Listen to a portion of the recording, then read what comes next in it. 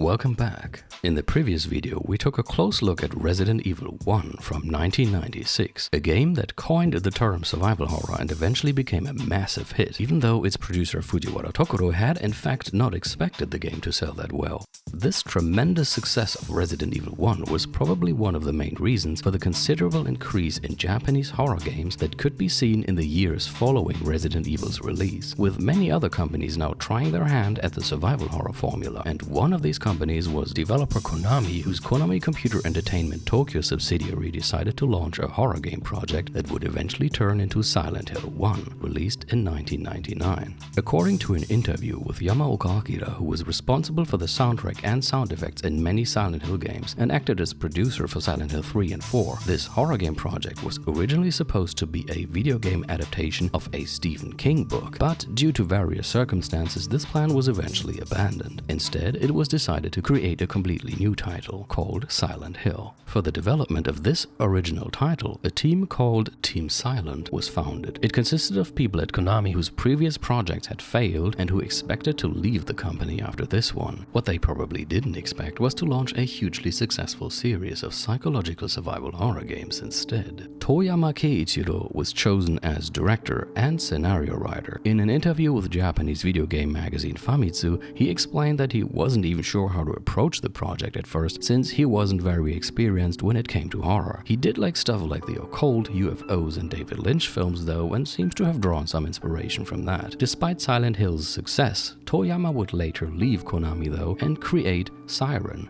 another series of Japanese horror games that we will talk about soon enough. Here are a few other notable figures from Team Silent that worked on the first Silent Hill game. There's the previously mentioned Yamaoka Akira, who has been involved in various Silent Hill projects and is best known for his unique and often disturbing soundtracks, which contribute greatly to the atmosphere of many Silent Hill games. Owaku Hiroyuki, who acted as event programmer and is said to have co-written Silent Hill 1's scenario. He also was responsible for the texts of the first game's riddles and later worked on the scenario of Silent Hill 2 and 3. Ito Masahiro, who worked as monster designer on Silent Hill 1, 2 and 3, and is probably best known for his design of Silent Hill 2's creature Pyramid Head.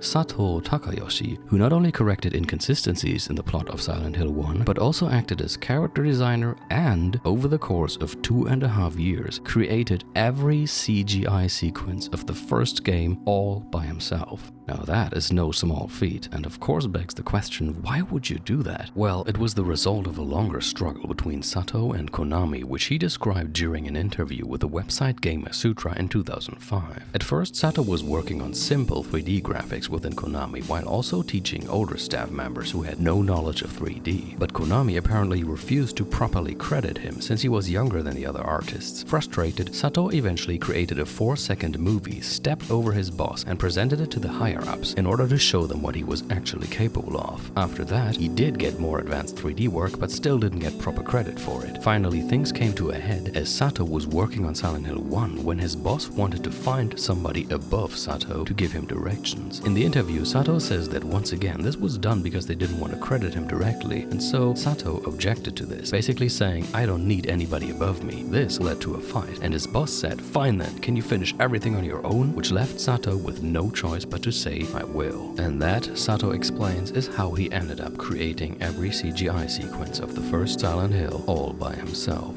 This bold move paid off though, because Sato received much praise and various awards for his work on Silent Hill 1, earning him a lot more power and control over his next projects as well. Now let's move on to the game itself. In terms of gameplay and setting, Silent Hill 1 adopted a lot of elements from Capcom's Resident Evil. Ammunition and healing items are limited and not dropped by enemies. There are documents scattered throughout the game that add to the plot or help you solve riddles. The game takes place in a fictional town in the US. The characters have non-Japanese names and are designed to look like US citizens. The voice acting is in English, even in the Japanese version. And the game uses tank controls that are similar to those of Resident Evil 1, except for a few minor changes and additions, such as the possibility to do sidesteps, quick turns, and to walk while shooting. And yet, despite all these similarities, Silent Hill is a very different game when it comes to the way it creates fear. Let's compare the two for a while. Resident Evil employs a lot of what I would call visual horror and explicit horror. That is to say, Resident Evil often creates horror by directly showing us things like mutilated corpses, horrible mutations, explicit gore, and so on. There also are generally more jump scares in Resident Evil, with creatures leaping through walls or windows right at you, which is another example of very active and visible horror. On top of that, the horrors you encounter in Resident Evil are not based on inexplicable supernatural phenomena, but are revealed to be products of science. Silent Hill, on the other hand, employs a more psychological approach, frequently confronting the player with unexplained or inexplicable elements, producing a very erratic and bizarre world filled with a constant atmosphere of uneasiness and uncertainty. Its overall atmosphere is a lot closer to the crux of what makes things uncanny. Mind you, Silent Hill has its fair share of visual horror as well, with terrifying monsters and mutilated corpses, but Silent Hill also frequently utilizes what I like to call non-visual horror and horror through uncertainty. In other words, fear is often generated by things that the player cannot see or by things that the player cannot understand. This kind of horror is all about not showing things, not revealing things, not explaining things. With regards to this, it certainly helps that Silent Hill games use darkness more heavily than Resident Evil, sometimes putting the player into almost pitch black hallways with nothing but a flashlight. But that's not all. Let me give you a few more elaborate examples of what exactly I mean when I say that Silent Hill tends to utilize non-visual horror and horror through uncertainty.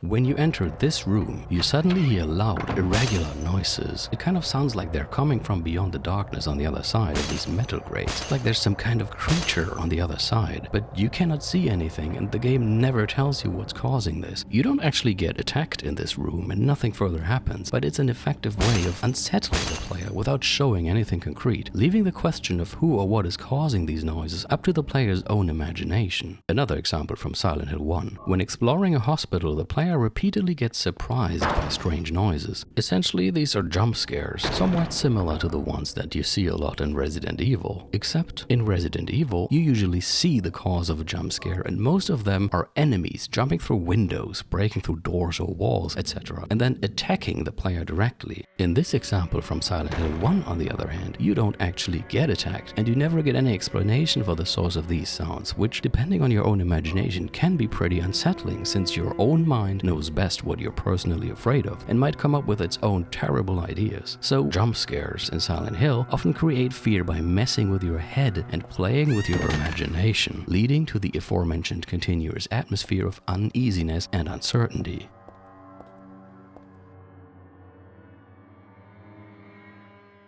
Here are two more examples, this time related to the game's music. Example number 1. At this point of the game, you have just entered what appears to be a deserted hospital. Now, listen closely.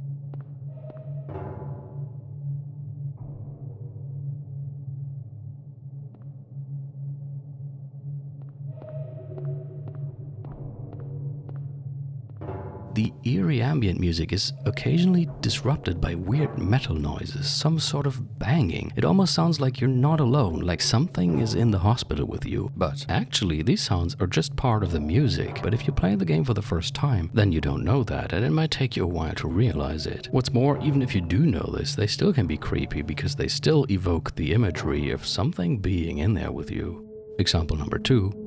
In this scene, protagonist Harry is trying to get through a part of Silent Hill's sewers to reach a new area. Now listen closely once more. That sounds like some kind of creature was down there with you, but it's just part of the background music again. And as before, anyone playing the game for the first time has no way of knowing this, so they might stumble through these dark sewers, constantly afraid they might meet the source of this bone-chilling noise any time now. Alright, I hope that with these examples I could give you a good idea of what I mean when I say that Silent Hill tends to use non-visual horror and horror through uncertainty. I want to emphasize, by the way, that I'm not trying to rate these different approaches to horror here. I'm not saying one is better than the other. They can both be effective and valid methods of creating fear, and which one you prefer will ultimately depend on your own tastes. Okay, next, since we were just talking about the game's background music, let us dive a bit more into that. Earlier, I mentioned that Yamaoka Akira's soundtracks contributed greatly to the atmosphere of many Silent Hill games, as his often unique and unconventional sounds made the game's music differ vastly from more typical horror game soundtracks. And of course, I'm not just going to throw that out there without showing you any concrete examples. Before we get into these unnerving songs though, it should be noted that his works do contain fairly conventional tracks as well, which are often melancholic and fall into genres like rock music,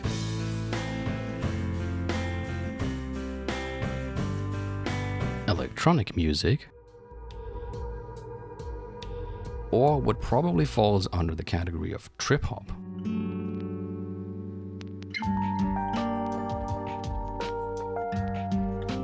But then there are the truly disturbing and unsettling songs. These are oftentimes dominated by dissonance. Many also contain rhythmic parts with noises that sound like machinery, metallic banging, and more.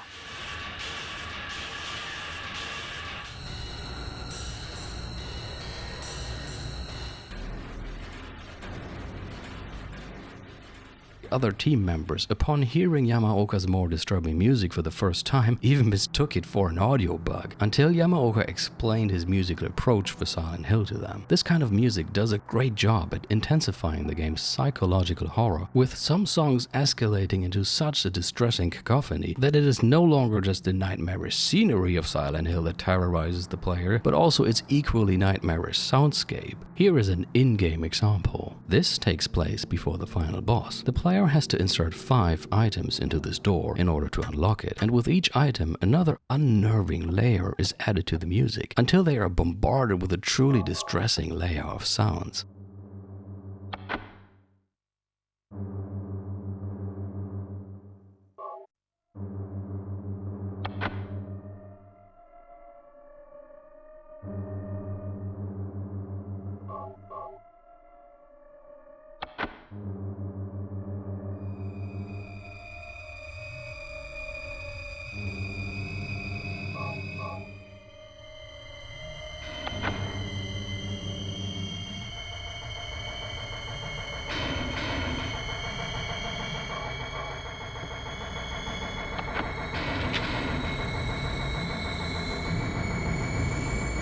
Alright, for the next points, I will have to touch upon some story elements in more detail. This will obviously contain spoilers, and not just for Silent Hill 1, but for other entries as well, so consider yourself warned. Silent Hill 1 tells the story of protagonist and widower Harry Mason, whose adopted daughter Cheryl has disappeared after he wakes up from a car crash that they had right before entering the town of Silent Hill. While searching for Cheryl, Harry notices that Silent Hill is almost completely deserted, at least as far as normal people go. Barring a few exceptions, the town seems devoid of humans and is instead inhabited by bizarre creatures and filled with fog. Harry soon learns that the Silent Hill he landed in has 2 versions, or 3 it could be argued, since there is also something that might be seen as a transitional phase. Version 1 is the fog world. Here, it's snowing and the town is filled with thick fog. This fog world is already home to weird creatures, but apart from collapsed roads with seemingly endless abysses behind them, the overall environment still depicts a relatively normal-looking, albeit deserted town.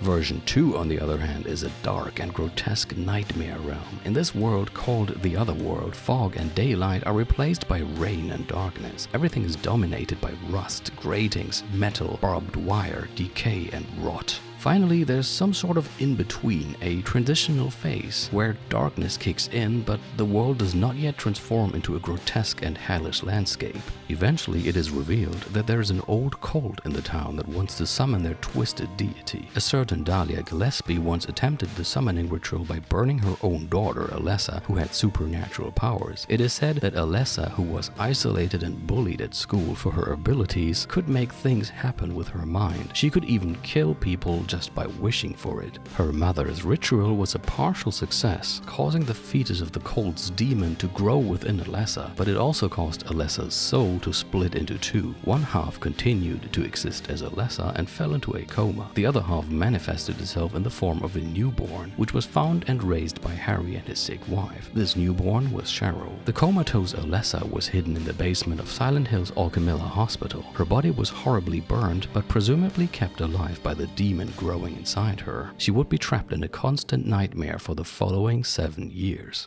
Her mother, Dahlia, also put a summoning spell on the comatose Alessa that would call out to Alessa's other half and lure it back. The game itself begins 7 years later when Alessa's other half, the now 7-year-old Cheryl, finally seems to react to Dahlia's summoning spell and asks her adoptive father Harry to go to the town of Silent Hill for this year's summer vacation. Alessa then, having regained her full powers through Cheryl's return, appears to have created an alternate version of Silent Hill in which she is trying to stop her mother's plan, but since she has been trapped in nightmarish delusions for 7 years, the result is a twisted fog world filled with monsters, and this already terrifying place gets gradually invaded by the Otherworld, an even worse version that seems to be a direct projection of Alessa's nightmares. I should add though that later games seem to treat the Otherworld more like a separate realm that wasn't directly created by Alessa's nightmares, but that can be influenced and shaped by people's psyches.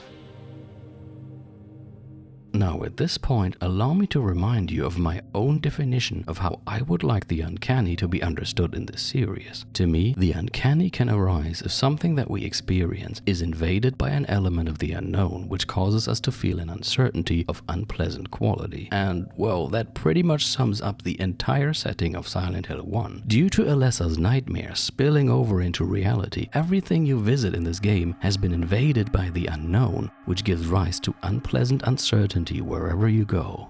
The aforementioned Otherworld in particular is one of the most uncanny elements of the entire Silent Hill series because it is a realm that does not always adhere to the physical laws of our world. On top of that, it often takes over places which the player has already visited and then twists them into something much darker and less predictable, which makes it pretty much a prime example of the uncanny in the sense of what we've heard in Ernst Jentsch's discussion of the term, who said, amongst other things, that the uncanny can arise if something familiar to us suddenly appears in a new and unfamiliar light. The Otherworld does this a lot. Places we have already seen take on new forms and change their shape. What was just a disturbing painting on the wall of a room has suddenly become the room.